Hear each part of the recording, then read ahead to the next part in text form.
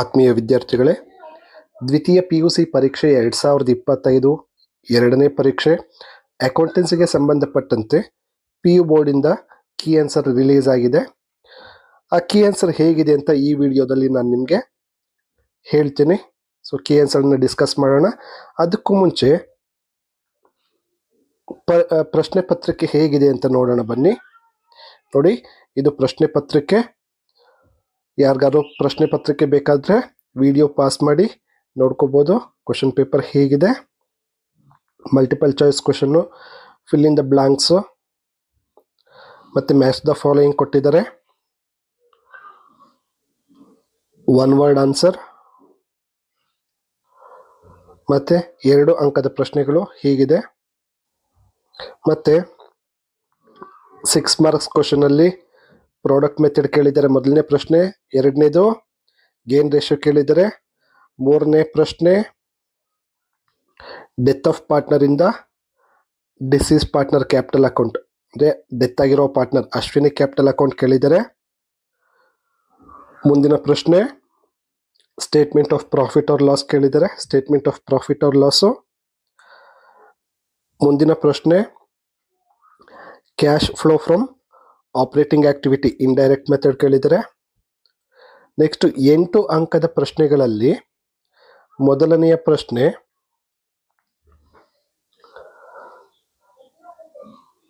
Admission of partner ಕೇಳಿದ್ದಾರೆ, ಅಂದರೆ good will ಅಲ್ಲಿ ಮೊದಲನೇ ಮೆಥಡ್ ಕೇಳಿದ್ದಾರೆ, goodwill brought by partners in cash, ಮತ್ತು ಗುಡ್ ವಿಲ್ ಅಮೌಂಟ್ ವಿಡ್ರಾನ್ ಕೇಳಿದ್ದಾರೆ.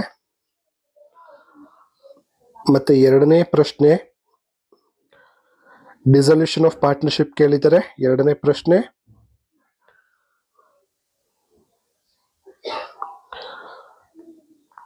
ಮತ್ತೆ ಮೂರನೇ ಪ್ರಶ್ನೆಯಾಗಿ ಇಶ್ಯೂ ಆಫ್ ಶೇರ್ಸ್ ಕೇಳಿದ್ದಾರೆ, issue of share at premium ಕೇಳಿದ್ದಾರೆ.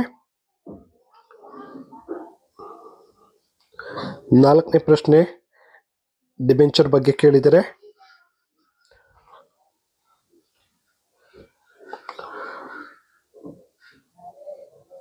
ನೆಕ್ಸ್ಟ್ 5ನೇ ಪ್ರಶ್ನೆ ಕಾಮನ್ ಸೈಜ್ ಬ್ಯಾಲೆನ್ಸ್ ಶೀಟ್ ಕೇಳಿದ್ದಾರೆ.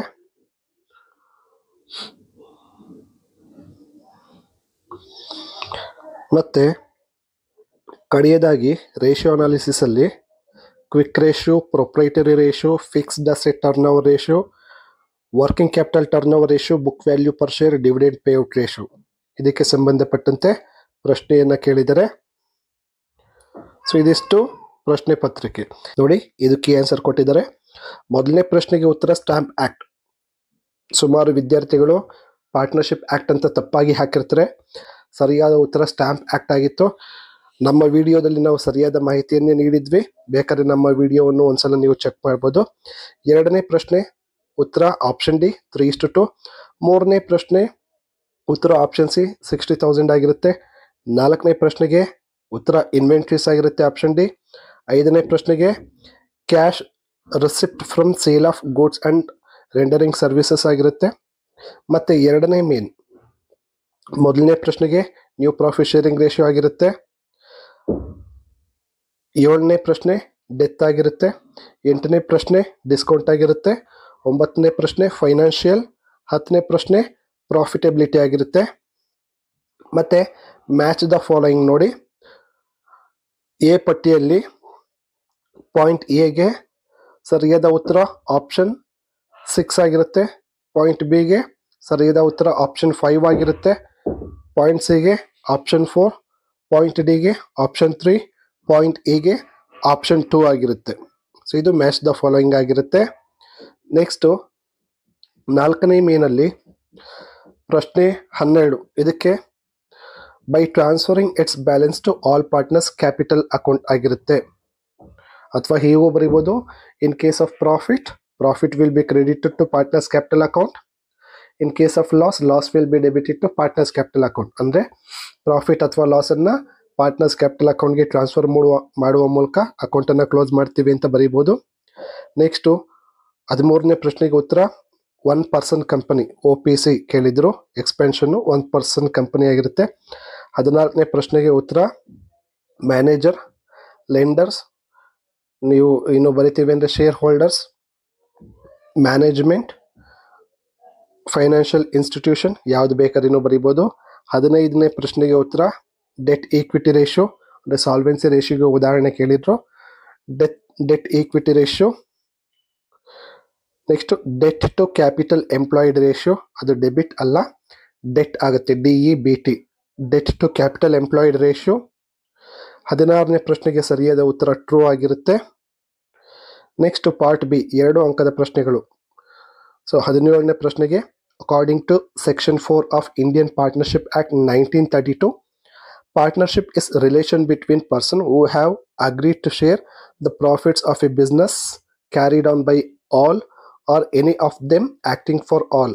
ಸೊ ಇದಾಗಿರುತ್ತೆ ಡೆಫಿನೇಷನ್ನು. 18ನೇ ಪ್ರಶ್ನೆಗೆ ಉತ್ತರ all partners capital account debit to revaluation account ಆಗಿರುತ್ತೆ. 19ನೇ ಪ್ರಶ್ನೆಗೆ ಫೀಚರ್ಸ್ ಆಫ್ ಕಂಪನಿ ಕೇಳಿದ್ರು. Artificial person, common seal, so ಇದಾಗಿರುತ್ತೆ. ನೆಕ್ಸ್ಟು 20ನೇ ಪ್ರಶ್ನೆಗೆ ಉತ್ತರ ಎಕ್ಸಾಂಪಲ್ಸ್ ಫಾರ್ ಕರೆಂಟ್ ಲಯಬಿಲಿಟಿ ಕೇಳಿದ್ರು. ಟ್ರೇಡ್ ಕ್ರೆಡಿಟರ್ಸ್ ಅಂದರೆ trade payables, income received in advance, short term provisions ಯಾವ್ದಾದ್ರು ಬರೀಬೋದು. 21ನೇ ಪ್ರಶ್ನೆಗೆ ಉತ್ತರ operating activity, investing activity, financing activity ಆಗಿರುತ್ತೆ. ನೆಕ್ಸ್ಟ್ ಪಾರ್ಟ್ ಸಿ ಅಲ್ಲಿ interest on drawing product method, ಇದಕ್ಕೆ ಸರಿಯಾದ ಉತ್ತರ 750 ಆಗಿರುತ್ತೆ. ನೋಡಿ ಉತ್ತರ ಹೀಗಿದೆ. ನೆಕ್ಸ್ಟು 23ನೇ ಪ್ರಶ್ನೆ ಕ್ಯಾಲ್ಕುಲೇಷನ್ ಆಫ್ ಗೇನ್ ರೇಷಿಯೋಗೆ ಸರಿಯಾದ ಉತ್ತರ 13:11 ಆಗಿರುತ್ತೆ. ನೆಕ್ಸ್ಟು 24ನೇ ಪ್ರಶ್ನೆಗೆ ಉತ್ತರ ಡೆತ್ ಆಫ್ ಪಾರ್ಟ್ನರ್ ಅಲ್ಲಿ Ashwini capital account. So final answer ಏನಾಗಿರುತ್ತೆ 1,20,500 ಆಗಿರುತ್ತೆ ಸರಿಯಾದ ಉತ್ತರ. ನೆಕ್ಸ್ಟು 25ನೇ ಪ್ರಶ್ನೆ statement of profit or loss account. ಇದರಲ್ಲಿ ಪ್ರಾಫಿಟ್ ಆಫ್ಟರ್ ಟ್ಯಾಕ್ಸ್ 1,40,000 ಆಗಿರುತ್ತೆ. ಇಲ್ಲಿ ಸ್ಟೇಟ್ಮೆಂಟ್ಗೆ 4 ಮಾರ್ಕ್ಸ್ ಇರುತ್ತೆ, ಮತ್ತು ವರ್ಕಿಂಗ್ ನೋಟ್ಗೆ 2 ನೋಟ್ಸ್ಗೆ 2 ಮಾರ್ಕ್ಸ್ ಇರುತ್ತೆ. Next cash flow from operating activity, ಇದಕ್ಕೆ ಸರಿಯಾದ ಉತ್ತರ 7,90,000 ಆಗಿರುತ್ತೆ. ನೆಕ್ಸ್ಟು 12 ಅಂಕದ ಪ್ರಶ್ನೆಗಳು ಪಾರ್ಟ್ ಡಿ. 27ನೇ ಪ್ರಶ್ನೆಗೆ ರಿವ್ಯಾಲ್ಯೂಯೇಷನ್ ಅಕೌಂಟ್ ಅಲ್ಲಿ ರಿವ್ಯಾಲ್ಯೂಯೇಷನ್ ಪ್ರಾಫಿಟ್ 7,000 ಆಗಿರುತ್ತೆ. ಪಾರ್ಟ್ನರ್ಸ್ ಕ್ಯಾಪಿಟಲ್ ಅಕೌಂಟ್ ಅಲ್ಲಿ ಕ್ಲೋಸಿಂಗ್ ಬ್ಯಾಲೆನ್ಸ್ ಹರಿ 46,600, ಪ್ರಸಾದ್ 34,400, ಶರ್ಮಾ 25,000 ಆಗಿರುತ್ತೆ. ಮತ್ತೆ ಬ್ಯಾಲೆನ್ಸ್ ಶೀಟ್ ಟೋಟಲ್ 1,42,000 ಆಗಿರುತ್ತೆ. ನೆಕ್ಸ್ಟ್ ರಿಯಲೈಸೇಷನ್ ಅಕೌಂಟ್ ಅಲ್ಲಿ ಪ್ರಶ್ನೆ 28 ರಿಯಲೈಸೇಷನ್ ಅಕೌಂಟ್ ಕ್ಲೋಸಿಂಗ್ ಬ್ಯಾಲೆನ್ಸು ಉತ್ತರ ರಿಯಲೈಸೇಷನ್ ಲಾಸ್ 27,000 ಆಗಿರುತ್ತೆ. ಇದರಲ್ಲಿ ಲಾಸ್ ಬರುತ್ತೆ 27,000 ಲಾಸು, ಅದನ್ನು ಪಾರ್ಟ್ನರ್ಸ್ಗೆ ಶೇರ್ ಮಾಡಿದ್ದಾರೆ ಇಲ್ಲಿ. ಮತ್ತೆ ಪಾರ್ಟ್ನರ್ಸ್ ಕ್ಯಾಪಿಟಲ್ ಅಕೌಂಟ್ ಬ್ಯಾಲೆನ್ಸ್ 29,800, 18,200 ಆಗುತ್ತೆ. ಅದು ಬ್ಯಾಂಕ್ ಅಕೌಂಟ್ಗೆ ಟ್ರಾನ್ಸ್ಫರ್ ಮಾಡೋದು. ಬ್ಯಾಂಕ್ ಅಕೌಂಟ್ ಟೋಟಲ್ ಬ್ಯಾಲೆನ್ಸ್ 2 ಕಡೆ 1 ಲಕ್ಷ ಬರುತ್ತೆ. ನೆಕ್ಸ್ಟು 29ನೇ ಪ್ರಶ್ನೆ ಮೊದಲನೇ journal entry bank account debit equity share application account 1 lakh ಬರುತ್ತೆ. ಎರಡನೇ journal entry equity share application account debit to share capital account 1 lakh. ಮೂರನೇ journal entry equity share allotment account debit, equity share capital account credit, security premium account credit 1 lakh ಆಗುತ್ತೆ. ನಾಲ್ಕನೇ journal entry ಅಂದರೆ ಮೂರನೇ journal ಎಂಟ್ರಿಯಲ್ಲಿ share allotment account debit 5,50,000 to equity share capital 4,50,000. Next to security premium 1 lakh ಆಗುತ್ತೆ. ನಾಲ್ಕನೇ journal entry bank account debit equity share allotment account 5,50,000 ಆಗುತ್ತೆ. ಐದನೇ journal entry equity share first and final call account debit to equity share capital account 4,50,000 ಆಗುತ್ತೆ. ಆರನೇ journal entry bank account debit to equity share first and final call 4,05,000 ಆಗುತ್ತೆ. ಏಳನೇ journal entry for future ಇದು equity share capital account debit to equity share first and final call 2 share forfeiture account, ಇದು journal entry ಇರುತ್ತೆ. Share capital debit 1 lakh ಆಗುತ್ತೆ. First and final call credit 45,000 ಆಗುತ್ತೆ. Forfeiture credit 55,000 ಆಗುತ್ತೆ. 8ನೇ journal entry bank account debit share forfeiture account debit to equity share capital ಆಗುತ್ತೆ. ಇಲ್ಲಿ bank account debit 90,000, share forfeiture debit 10,000, share capital credit 1 lakh ಆಗುತ್ತೆ.